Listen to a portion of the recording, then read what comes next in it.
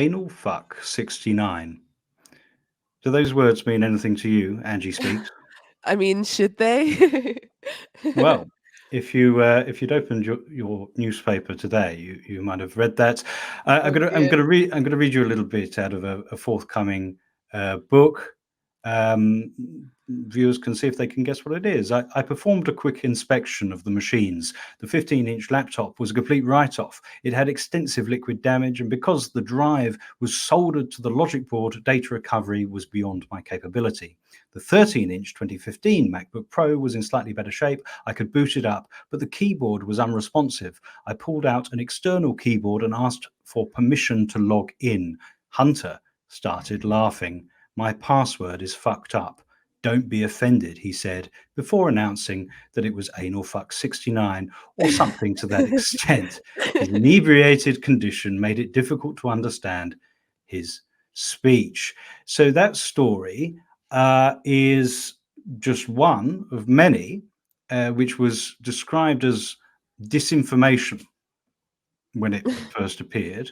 And now we're getting more and more of its gory, pathetic details. We're going to be talking about that and some other highlights of the week's news with Angie Speaks. Welcome back to the Popular Show.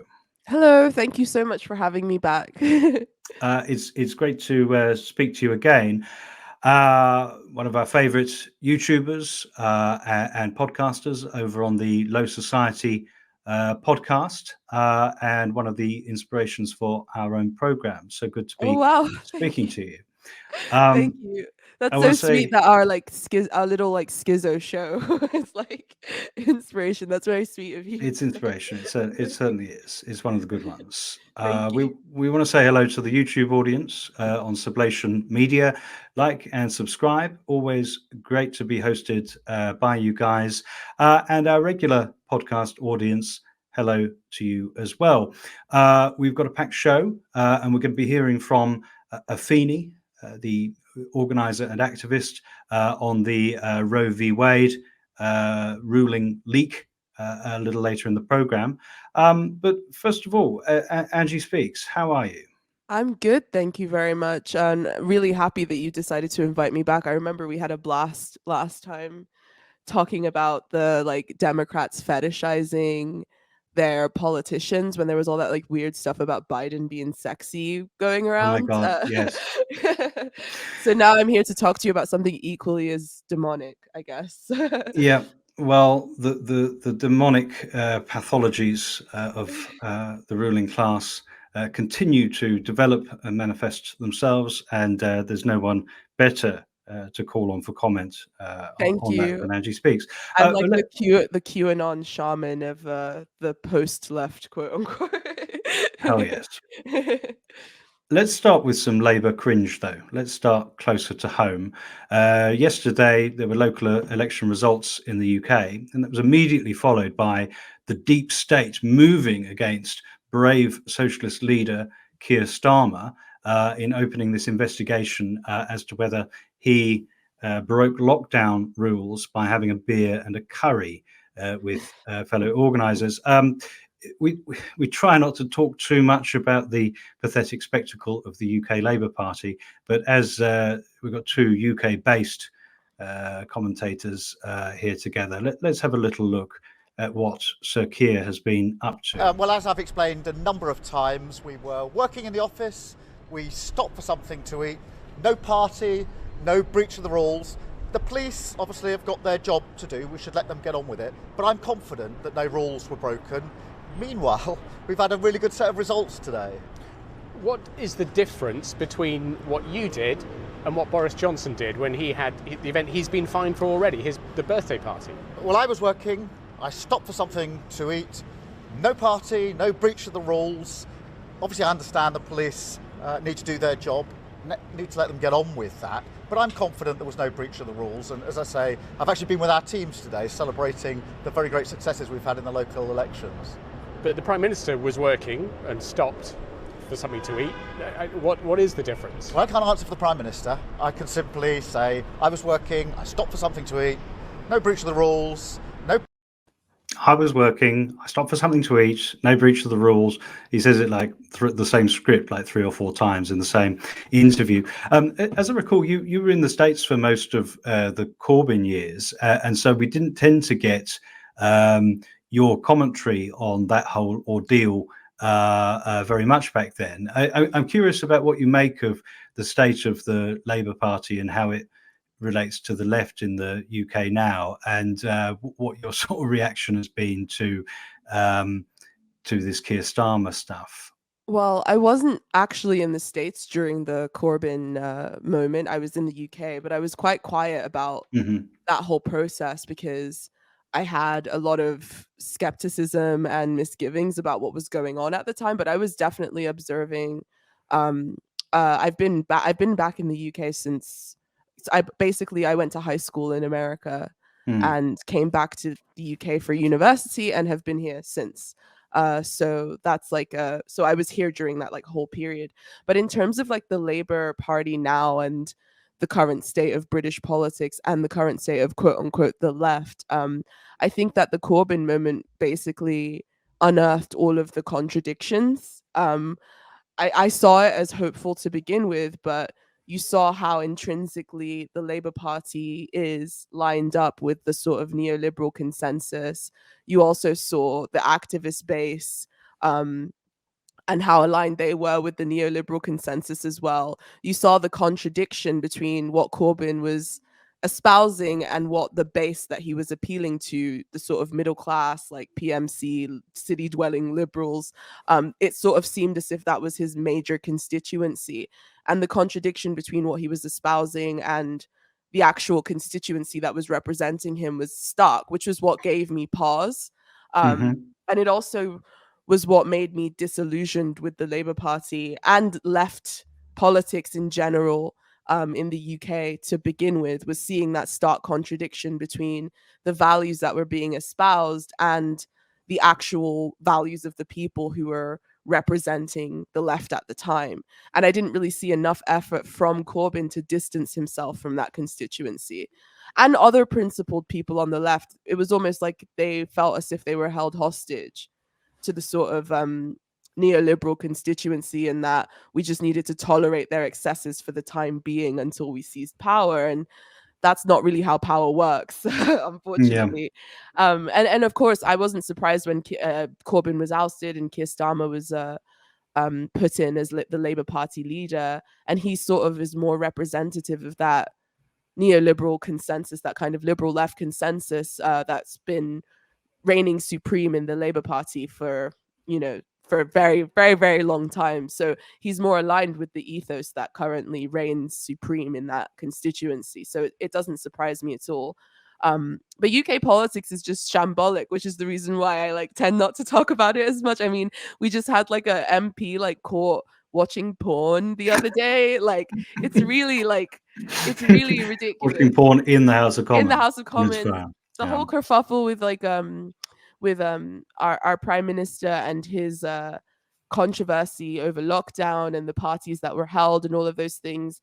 Of course, people have the right to be outraged, but I feel like the outrage is kind of impotent at this point, because even if they get rid of Boris Johnson, they're likely to replace him with another Tory gargoyle, or replace him with some Blairite weirdo like Keir Starmer. So it's just kind of why am I supposed to care about any of this? It all seems really, it's demoralizing, really. It feels demoralizing and futile, but it's also so comical at the same time. It's almost like an episode of The Thick of It, just a long-running episode of The Thick of It. It's ridiculous and surreal, and but also demoralizing and kind of depressing at the same time. It's sort of interesting to compare with American politics, because it's slightly difficult to imagine an American leader getting entangled with these kinds of accusations. So first of all, we had Boris Johnson, accused of having a birthday party and breaking lockdown rules by drinking with his colleagues, sending someone down to the corner shop to get a load of beers and stuff and bring them to number 10 Downing Street. And Keir Starmer did his best. I mean, I sort of avoid broadcast news as much as I can, and I'm still not used to Keir Starmer's voice, and when I hear that voice every time, it just makes me wince. And I think that's probably true of a lot of people. And when we get to a general election, we're really going to see like just what a weirdo he is if you're not actually kind of ensconced in the politics and media bubble. But anyway, he of course got on his high horse about how Boris Johnson has betrayed the country when everyone else was obeying lockdown and not visiting dying relatives and keeping their kids locked up in a cupboard. Here was Boris having a good time, never mind the fact that people shouldn't have been keeping their kids locked up in a cupboard and ignoring their dying parents, etc. So we had a great kind of performance of self-righteousness over that, and then it turns out that at best Keir Starmer has done something relatively similar. Now, my sort of sense of this is that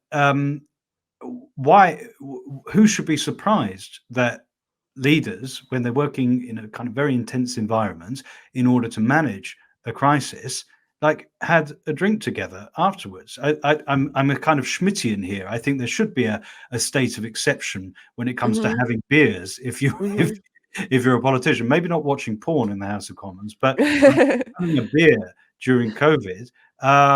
We all sort of break the rules occasionally, and of course. The fact that both sort of sides have tried to make political capital of this is part of the ridiculousness. In the States, by contrast, we saw leading politicians breaking the nominal rules all the time, or like using them in a totally kind of aesthetic way. All the time we saw top politicians speaking or presenting or whatever, surrounded by their kind of underlings who were wearing masks, while main like politicians you've heard of weren't wearing masks. Other times you'd see Biden or whoever standing outside on his own wearing a mask.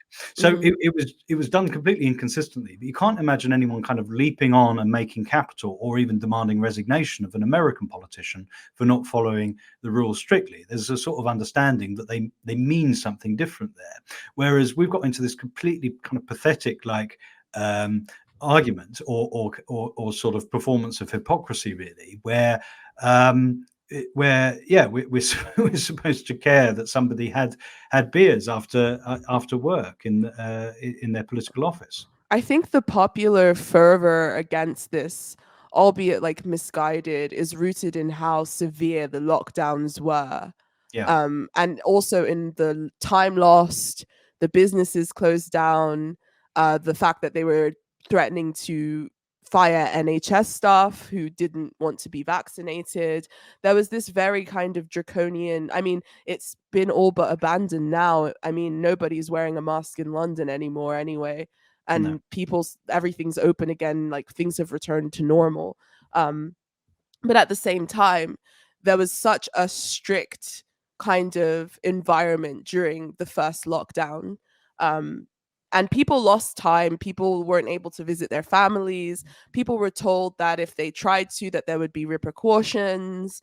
There was this huge push that we had to, despite the fact that we're all atomized consumers, they were sort of evoking this idea of collective responsibility, which is really funny coming from the Tories during a time when people were panicked and uncertain. And I think the reason why there's been a lot of popular fervor that's bubbled up against these politicians, albeit maybe a bit too misguided, is because of that double standard. The fact that we were, put under strict lockdown for a long time. People lost businesses. People weren't able to be with their loved ones. People's kids were inside constantly and understimulated. And to see those who are supposed to be leading the country shirking those rules and not being the quote unquote standard, I think that kind of brought to a head a lot of the other contradictions that also exist outside of that. And this sort of petty thing is become the sort of lightning rod for all the hostilities people have in the UK towards our politicians. So I kind of get where the popular fervor is coming from, albeit slightly over the top. Yeah, I think that probably, maybe even unconsciously, there's a feeling of having been fooled. It's not actually as it's being presented. Those rules were there for a reason, and you of all people broke them. Actually, it's a kind of feeling of like, what the fuck did I do? why did I follow those rules that Yeah. were so obviously nonsensical? Yeah.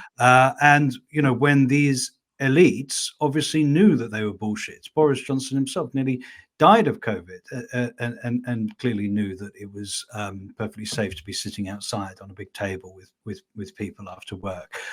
So, yeah, I mean, it kind of brings out like how sort of like cruel so many of those rules were, and what low expectations they had of people's ability to show any kind of self-preservation or common sense.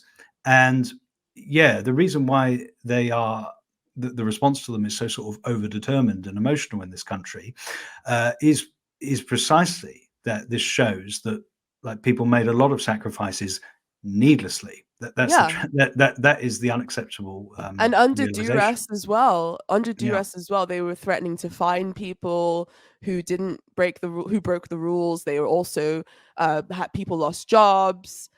People were socially ostracized by members of their family who had different views on the situation than they did. People lost time. Like the pandemic started when I was like 26. I'm now 28. Like that's a chunk of my late 20s that were spent in utter anxiety, precarity, and sort of stagnancy. Well, not necessarily stagnancy, but we were all stagnant because there was very little that we could do or accomplish with all the very strict restrictions that were on. The amount I have family around the world. My brother got married last summer, and I wasn't going to miss that because that's my brother. And the amount of money we had to spend jumping through COVID loops just to be able to like travel, things that were run of the mill. Now that's completely gone. And people are angry. Now people are angry. People feel that they were needlessly under duress by people who weren't even willing to like follow the same rules. So I kind of understand where people are coming from on this specific thing, just in terms of like popular fervor. But in terms of these two factions of the elite weaponizing these accusations against each other for political capital, yeah, of course that's ridiculous, and that's not something that I take seriously whatsoever. Well, I want to sort of get into how the management and mismanagement of COVID and how it was framed by elites can cast light on current debates about disinformation in just a moment. But let's get to another segment. As I said before, this is Afeni, another friend of the show. We spoke to her about the Roe v. Wade leak. And if you want to get the full interview, you're going to have to get over to patreon.com/the popular pod. You'll get all of our complete interviews and our back catalogue of exclusive Patreon only episodes. This is Afeni, and I'll be right back with Angie Speaks.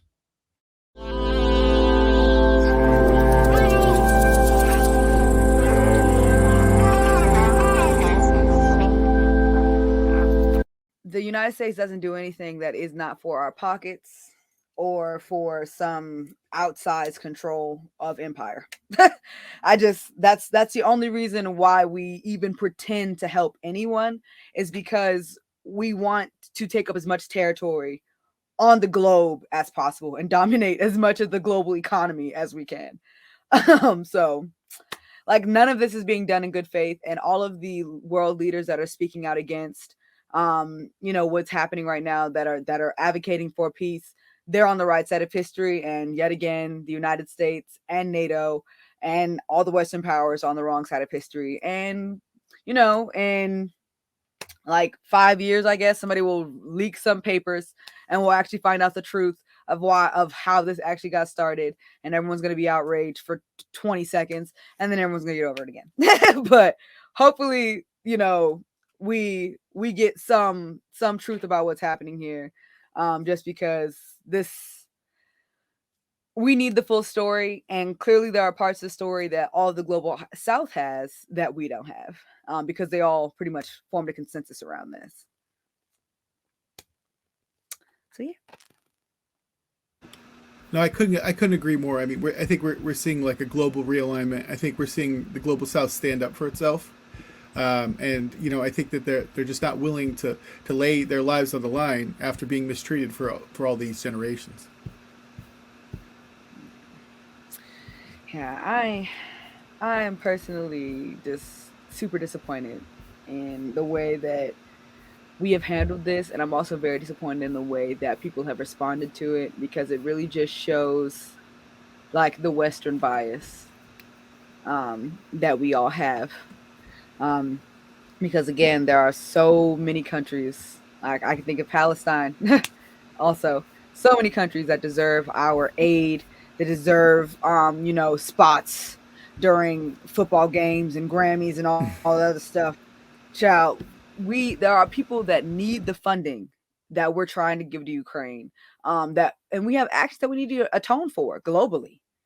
So I just think maybe we should start to focus on that instead of trying to stoke perpetual war to legitimize our military budget.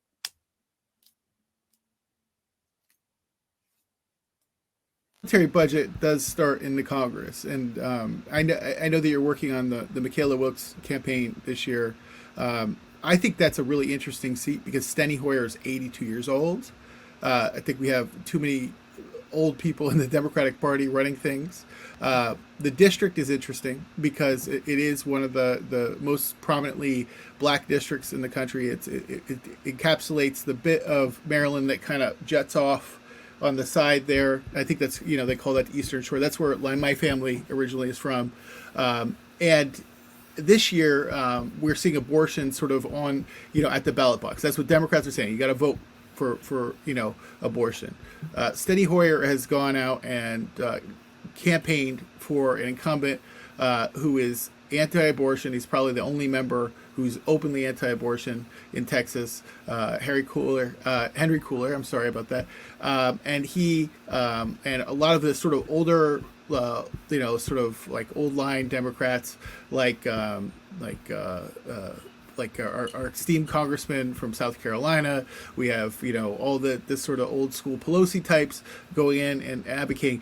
It really does throw some lie into the truth of that they're going to fight for abortion. Absolutely. And I would be be remiss if I did not mention that I don't think that Henry Cuellar is the only one. I think especially like Tim Kaine is also a forced birth Democrat is what I'd like to call them. Who else? Bob Casey, forced birth Democrat as well. I'm pretty sure. I mean, Joe Manchin has been photographed supporting both. So I'm pretty sure that if you support both, you probably are just a forced birth Democrat as well, because it means that you're probably not going to fight for the right to be restored if it is taken away anyway, which is basically the same to me. And I think that because so many of our legislators are openly Catholic, I think we also need to look into all of those folks, like Nancy Pelosi, for example, because they all go to national prayer breakfasts together, with Republicans and with Focus on the Family and other far right groups like that, that are basically like religious zealots. They all, go out together. They all hang out and go to the Hamptons together. So I honestly do not think that the Democrats will codify Roe, because they know that it won't pass the Senate at all. And that's the only reason why they passed it through the House, because it was performative. They knew that wasn't going to pass the Senate. They knew that it wasn't going to pass the Senate. So I especially like Steny Hoyer, he supported so many terrible things. He was a supporter of the Hyde Amendment up until like very, very recently. The Democrats also just reauthorized the Hyde Amendment with the 2023 fiscal budget again. So when that goes into effect, yet again, poor women would have still been affected by not being able to receive abortion care on Medicaid. So I mean, as far as I'm concerned, the Democrats never had the intention of fighting for it. And that's the reason why we have to get people like Nancy Pelosi and Steny Hoyer and any of these other, Democrats that don't actually support human rights and a person's right to choose what to do with their body. They all have to go, period. And whether that's through, the electoral way or the other way. they have to go. You know, period. We can't, like, this isn't gonna work. Like, this is not sustainable. It is dangerous what they're doing, especially considering that Black women die 4 to 5 times more on delivery tables than white women do. So, statistically, we do still get less abortions than them, like, you know, percentage wise, but that's still going to force a good percentage of Black women who did not want to have kids, who had the option before of not having kids, or had the option before of not having any more kids than they already have. Now we're looking at a situation where more Black kids will go to foster care. Black children are 14% of the population, but they're 23% of the foster care population in America. Like, those numbers are just going to increase. More women are going to die. Women that have ectopic pregnancies, for instance, ectopic pregnancies are pregnancies that grow outside of the uterus that are fatal 100% of the time, because the baby literally just starts to act as a cancerous tumor at that point and not as an actual baby. So it's so terrifying to think that the people that are currently in power, they have all this information because these are the same things that they say out of their mouths to quote unquote advocate for Roe v. Wade, to quote unquote advocate for women's right to choose. And they're going to lay down and just let this happen. And they're going to fight back, but it's going to be too late because the red wave is going to hit in November. And then, their hands are going to be tied. There's nothing they can do. So coming from the UK, we actually kind of find it quite difficult to understand abortion as a political issue, because, like, even the far right in Britain do not use abortion as an issue. Most Christians that you speak to, like, don't really have a very strong opinion on it, and the same goes for most of Northern Europe, and the same goes for Canada as well. America is sort of unique in the imperial core in having this issue, like, so close to the heart of both of its major political factions. How would you describe, like, the feeling about abortion on either side, and what is the right getting out of it? Why is it such a kind of ambition for the right in America? I honestly think that Republicans are authoritarians, like, full stop. And America's always been an authoritarian country to a certain extent, because even before, when the Constitution was written, it was not written for every single person that lives on this land. It was written for rich, property owning white men. So there's always been a certain class of people that wanted to control the actions and the movements and the lives of the people that they feel are below them. So now, we're just seeing that applied to modern day, because at the end of the day, I support a woman's right to choose. That means if you choose to be a woman that's going to force herself to have a bunch of babies she doesn't want to have, that's your choice. It's your body. But that means that you cannot force somebody to do what you think that they should do with their body. I just think it's so strange. And it's also because they need to keep a certain amount of workers in this country. Birth rates have dropped dramatically, even after the pandemic. People thought that the pandemic was going to be a baby boom. Like, people were going to, be shacked up in the house and be making all these kids. And no, like, that's not what happened. Birth rates actually decreased. And, immigrant populations actually increased 60% during the pandemic. So more diversity and less, American births means that right wingers have made a calculation. Mm-hmm. Republicans have made a calculation. If they allow things to still go the way they are going, Republicans probably won't win another election in this country past 2030. Let's just be very clear. So they don't want that to happen. That's how they've always kept their power, by subjugating and oppressing other people. So they're going to continue to do that because that's what works. So if that means that they have to force a bunch of people to have babies they can't afford, to be poor and miserable in order to keep the system going, if that means they have to kill a certain amount of people in order to keep the system going, clearly that's what they're willing to do. Yeah. So go ahead. Yeah, well, I mean, it goes into like paradoxes and contradictions on this issue in America that are really as old as it being a political issue at all. Because, yeah, as you're describing there, okay, Republicans or a certain kind of fraction of the capitalist class wants more people and more people of a certain kind, but then you show them the statistics on who it is having abortions and the fact that minorities being disproportionately poor disproportionately have abortions, and you sort of say, well, what about this? How does this fit with your interests? And there's clearly something like beyond mere self-interest involved there.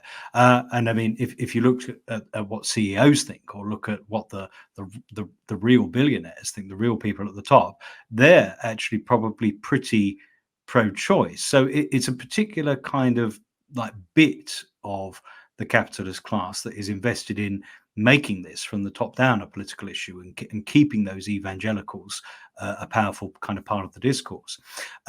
But I mean, if we go back to like actually the very sort of early campaigns for legalized birth control and legalized abortion at the end of the 19th century, there you had like a very weird and paradoxical sort of deal struck almost between progressives and the right, because this was when the first birth control campaigns were going on.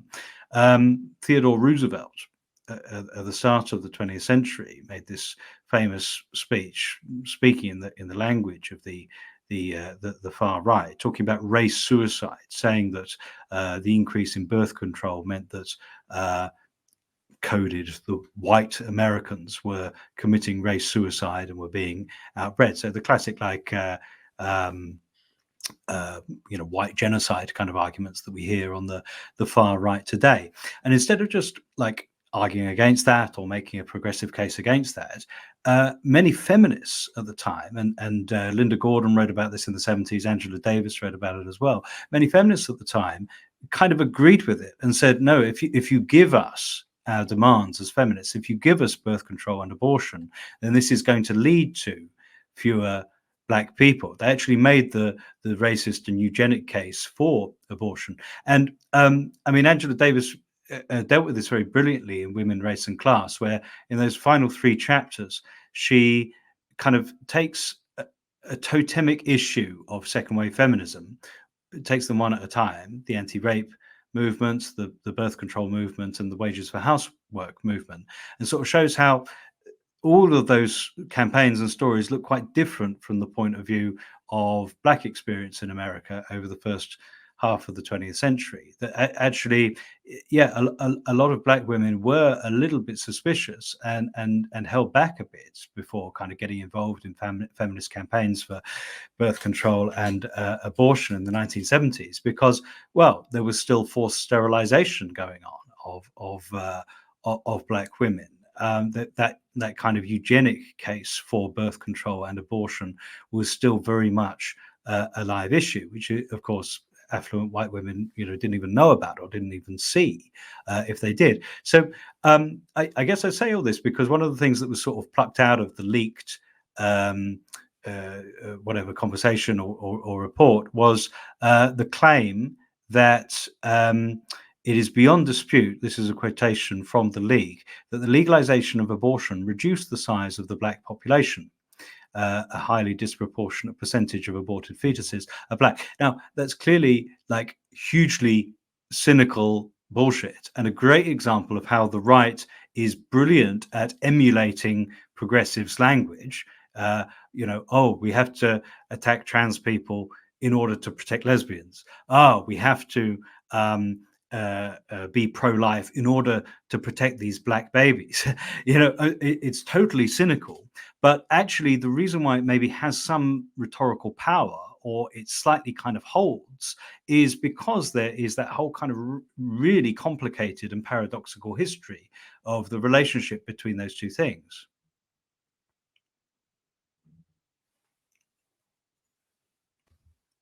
Yeah, especially thinking back to like the women's, like the second wave, the women's movement, thinking about how like Black women were still getting forcibly sterilized in this country, up until I think the 1980s. Um, and how white women at the time basically told Black women like, don't talk about that out loud, because then it'll threaten our right to get an abortion. It'll threaten our right to choose.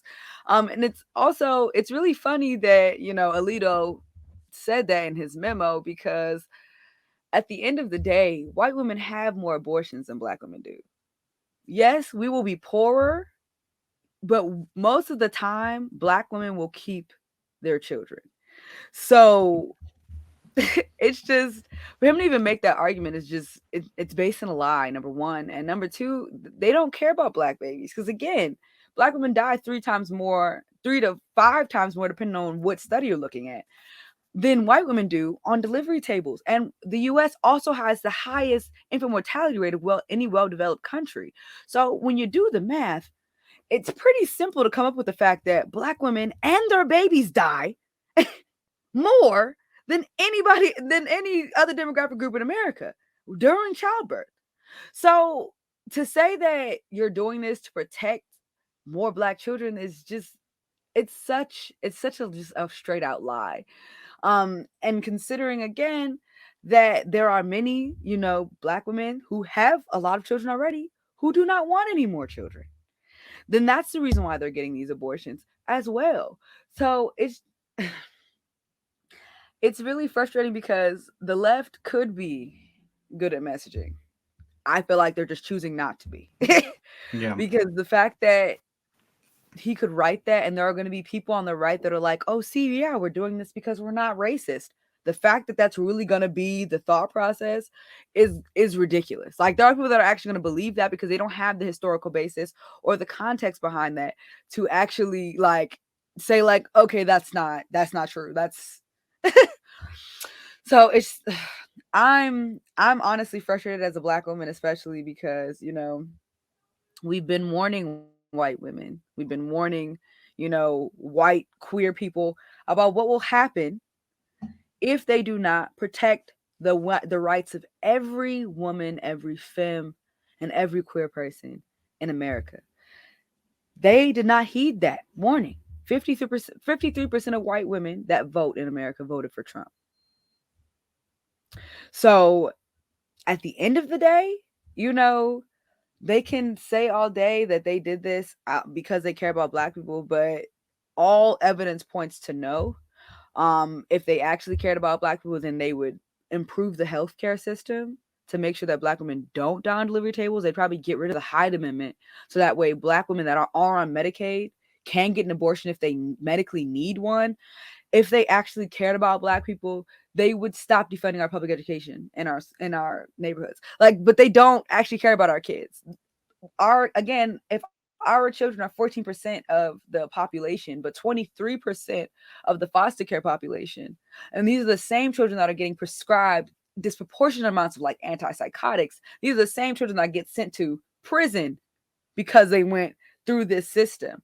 Y'all don't care about our kids, because you would actually be putting real things in place to protect them while they're actually here and living, not forcing us to have more children into a system that actually doesn't care about the ones that are already here.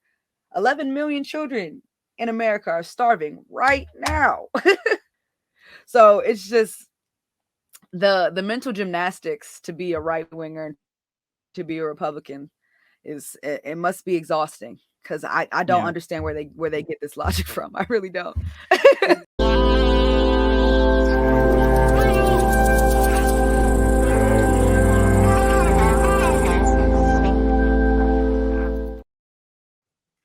Afeni there. And if you want to hear the rest of mine and David Slavick's conversation with Afeni, get over to patreon.com/thepopularpod, where you get that whole episode and all of our complete continuation episodes with all of our fantastic guests. I'm still here with Angie Speaks.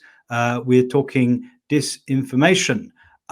So before we get into the details of kind of current news and some of the amazing detail of the ongoing attempts to manage our speech and our safety by elites, what do you understand by this term disinformation? What is it? We're suddenly hearing a lot about it, but what is it, Angie Speaks? Oh, well, I personally think that it's Orwellian. I think it's the most Orwellian piece of lexicon to emerge in our current decade. Mm-hmm. It gives me a lot of pause because whenever I see it used, it's always sort of weaponized to silence dissenting perspectives. So if I was to give a succinct definition of disinformation in terms of how it's used today, I would say disinformation is basically anything that's like a dissenting perspective from the current hegemonic framework. Okay. Yes.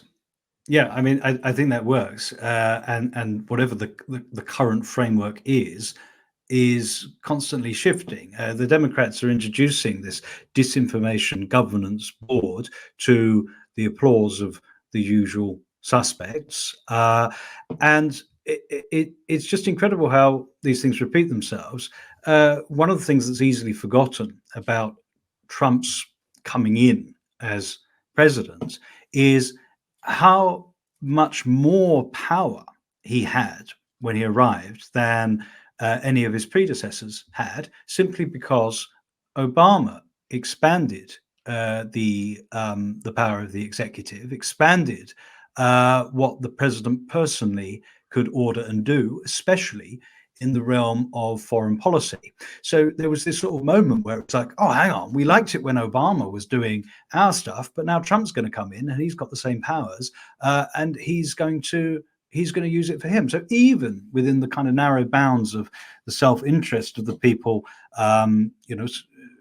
spreading this kind of way of thinking and way of talking and way of governing, even from the point of view of their narrow interests, when the Republicans inevitably do come back at the next opportunity, they're going to have a disinformation governance board of their own. And we're seeing with all of these kind of all of this kind of growth of right-wing legislation in the states, that Republicans are increasingly willing to act on these powers, and the Democrats are simply handing it to them. So what is disinformation one day is simple information the next, and this expansion of the ways that the states the state can control people is just tremendously short-sighted. At least that's how it looks on the face of it.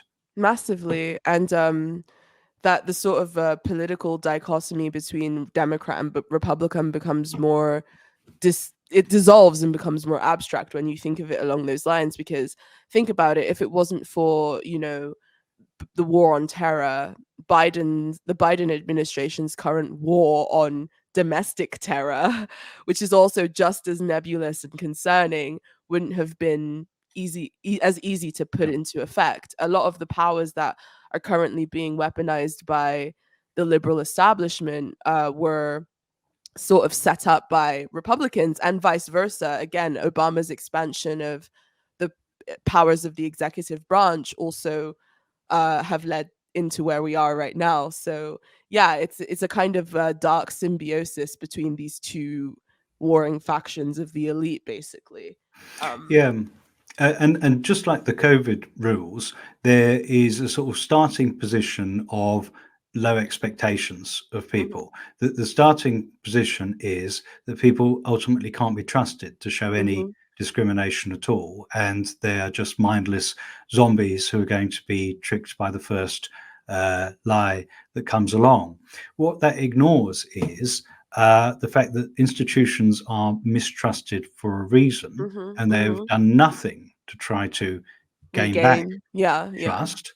They would much rather create more and more authoritarian measures to stop themselves being scrutinized. And this is true of the Democrats in the States. This is true of the Tories in Britain. So it's not particularly partisan. This is a kind of elite habit of the moment, that takes on a different kind of aesthetic or different texture, Exactly. depending on And context.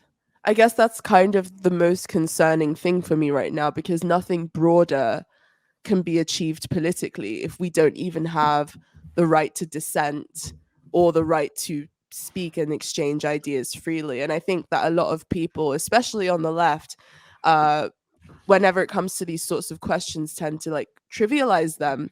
Yeah. And it's like, if you have an ideal or a goal for the world, if you have some kind of political project that you're attempting to expand, you can't do that in an environment where the elites are constantly shirking the responsibility they have to communicate effectively with the public by using censorious, authoritarian, technocratic, uh, you know, tools to silence dissent and to, discourage it. And it's gotten so much more aggressive as of late, especially around things like COVID, like Ukraine. The censorship regime has really, really ramped up in the last couple of years. Yeah, and has never been more discreditable, in terms of, how many stories get debunked or fact checked away that turn out to be true. We were True. talking Yeah. about Hunter Biden, Yeah. and the Yeah. laptop story at the start. Yeah. And yeah, how many stories that get reported in respectable places or by respectable people that turn out to be totally false. That's Yeah. been true of a great deal of reportage on COVID. I mean, you get hauled over the coals if you seem to be trivializing or minimizing Yeah. forms of danger, but there's no consequences at all for exaggerating danger when it comes to COVID, even though that has just as much potential for causing harm. Exactly.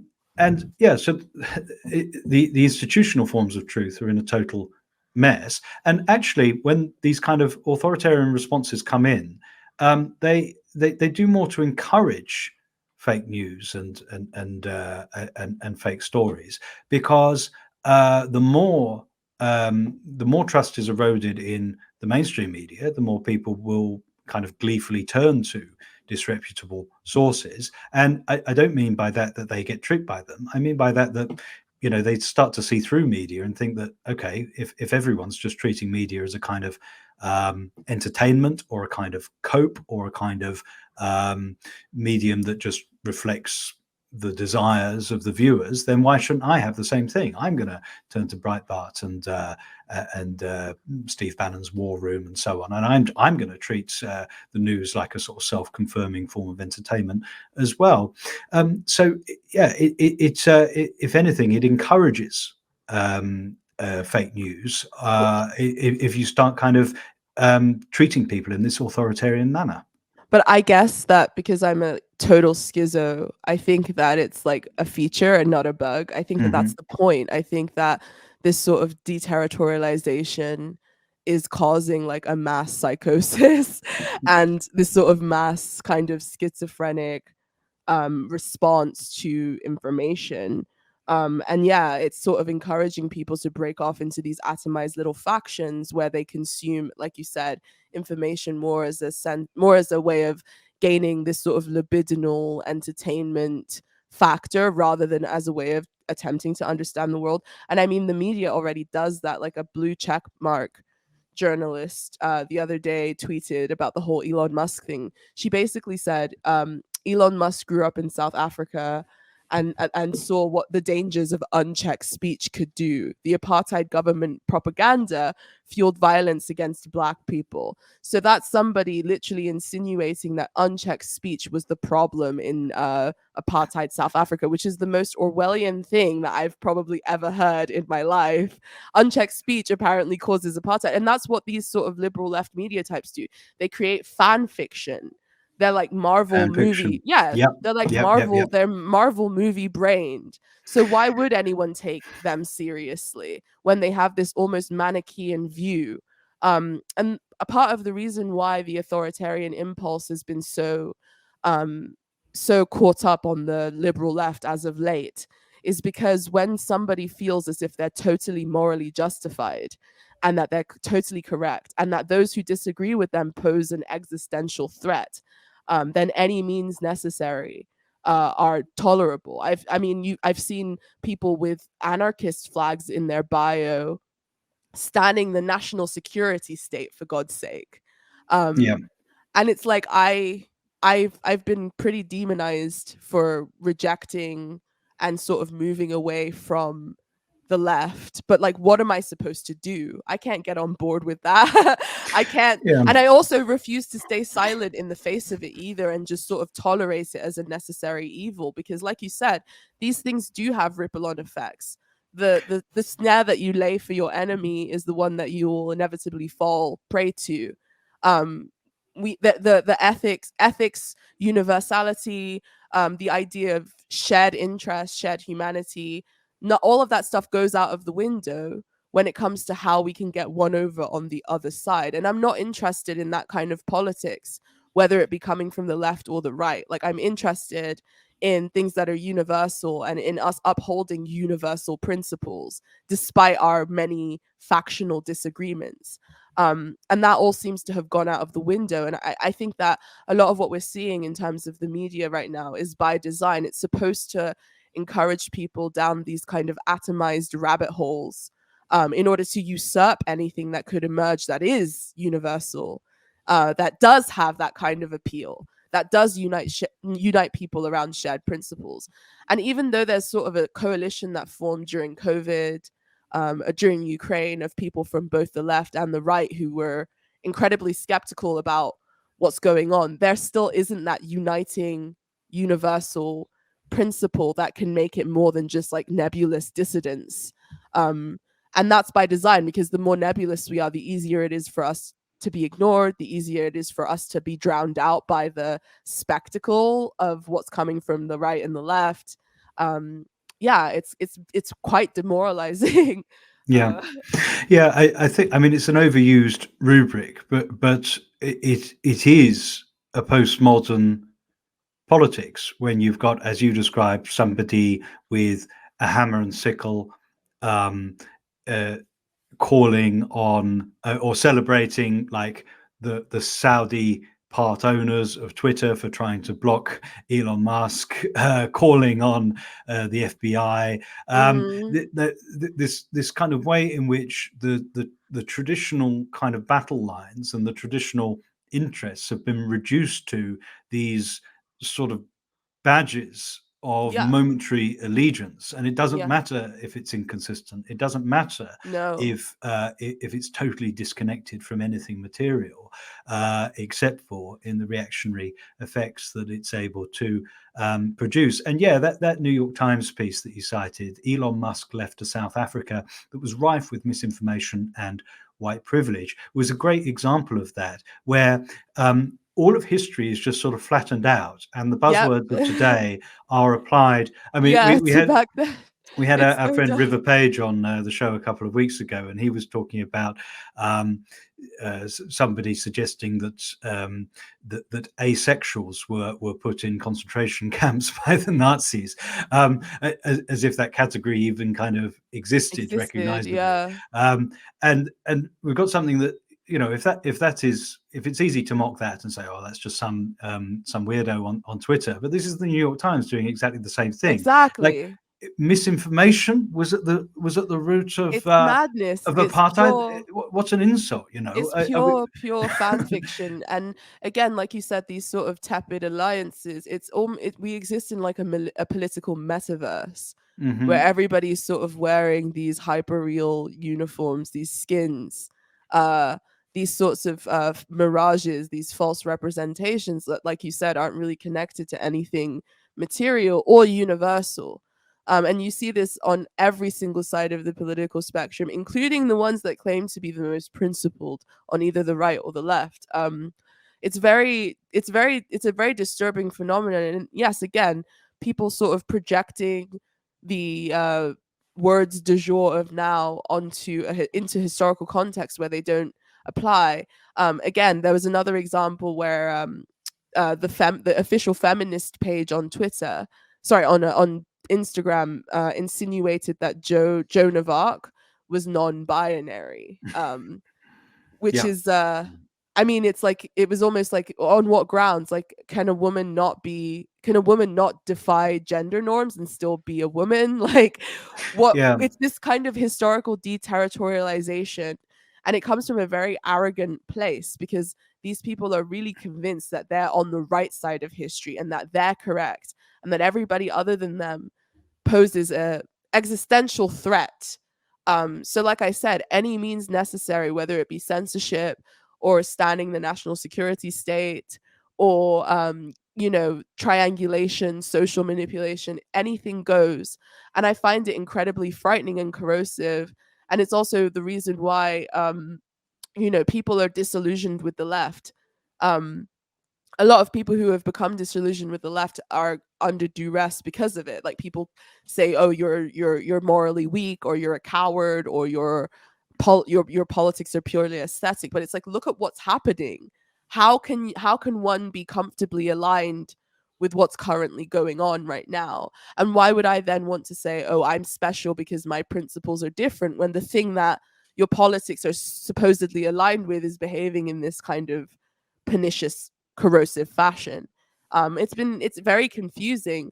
And even though there are coalitions that are forming outside of that, there still isn't a whole lot of coherence, specifically because there isn't that uniting centralized force. And I think that that's on purpose. I think what's going on right now is on purpose to usurp that universal unifying point. And there have been inklings of that, but it's never really solidified into anything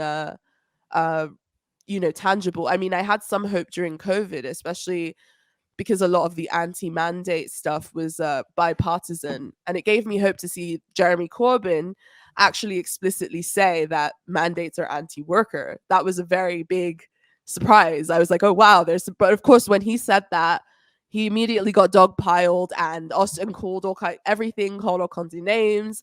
His own constituency attacked him for saying it.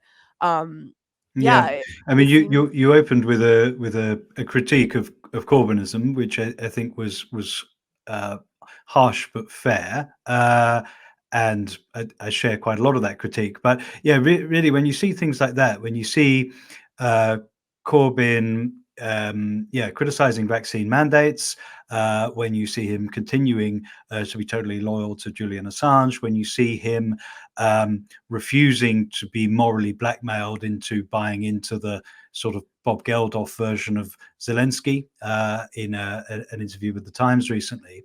Yeah. We heard a lot in the Corbyn years about Corbynism without Corbyn. Like, we could have the same project and the same politics, but without this slightly problematic guy who keeps putting his foot in it. But I would say the reverse was needed. We needed Corbynism with Corbyn, Corbynism that actually reflected like the sort of the stubbornness of the guy himself, which as you said before, he tended not to exhibit enough as leader. But because I he just was want still trying to sort of appeal to the Owen Jones, Ash Sarker constituency, and was sort of afraid of alienating those people. But I'm like, you have to alienate those people if you want to get anything accomplished. There's been this fear in those who are principled on the left, most of whom have already been bullied out of existence, or have succumbed to political pressure, or have quit. There's not that resolve to call the bullshit out, because there's this fear of alienating those who we view as our problematic allies on the liberal left.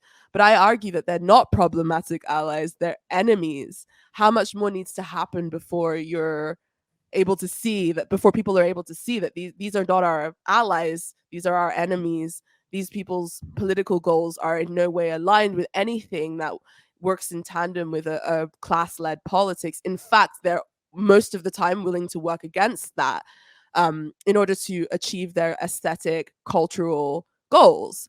And this is something that I feel like the so-called principled people on the left have been very silent on, too silent on. And yeah, it's part of the reason why I had that strong critique of Corbynism, because from the beginning I could see the cracks, and I could, especially with Momentum and the constituencies that were involved in that, I could see the cracks from the very beginning, and also how they weaponized identity politics against him as well, in this incredibly cynical way. From that moment was when I was like, this is gonna be a huge fuck up, and it also isn't in alignment with the real concerns that people on the ground have right now. His wishy-washy position as well on Brexit, I think that really messed him up as well. Yeah, another classic example of Corbynism with Corbyn would have been much better. Would have been much Lifelong better. critique of the European project. Much better. It was, and also that was the traditional socialist position to begin with. It wasn't pro-European Union at all. And when he initially ran on that grounds with Theresa May, he had a much higher outcome, almost overturned the thing than this time round. So yeah, it doesn't just stop with that though. I mean, with the current censorship regime that we have now, this is them, the sort of liberal constituency, the liberal establishment, maximizing on the power and institutional power that they were able to accumulate through mobilizing the fears, the anxieties, the hopes, the aspirations of the constituency that they were appealing to. Like in America, for instance, like a lot of people voted for the Democrats in the last election, not just because of disillusionment with Trump, but also because there was that kind of they'd mobilized a lot of the sort of Bernie constituency, if you know what I mean, that sort of nebulous constituency they mobilized that and then sort of reversed engineered it to suit their ends. And now all the things we're seeing are as a result of that. The more you capitulate to this narcissistic, authoritarian regime, the more it will continue to eat any sort of potential for something universal to emerge. And that's, I guess, my primary frustration with the left, is the fact that it's been sort of it's acquiesced at every turn, in a way that I find incredibly demoralizing. Yeah, well, there are ongoing attempts at realignment and reorganization, even if it is right that these are relatively tentative at the moment. We whoever we are in a time of defeat, a time of restoration, as we've tended to put it on this show, restoration of elites and their preferences after the defeat of certain stirrings of anti-systemic action across the political spectrum in recent years. We're going to carry on talking about the Disinformation Governance Board and the amazing way in which it was the announcement was rolled out this week. Especially, I'll give a little sneak preview now. Information laundering is really quite ferocious. It's when a huckster takes some lies and makes them sound precocious. Spicy. We're going to talk about Nina Yankovic in just a moment. You must have seen that, Angie. That's like the most demonic thing I've seen in a long time. But before we do, we've got to say goodbye to the YouTube audience and send our love and encourage them to come over to patreon.com/thepopularpod. If you want to hear the continuation of my discussion with Angie Speaks, you're going to have to get over there and join our little podcast community, where you'll also get the complete episode with Afeni. So that's a great deal, as well as our whole back catalogue. Get over to patreon.com/thepopularpod. And apart from that, like and subscribe, Sublation Media, and we will see the YouTube audience next week.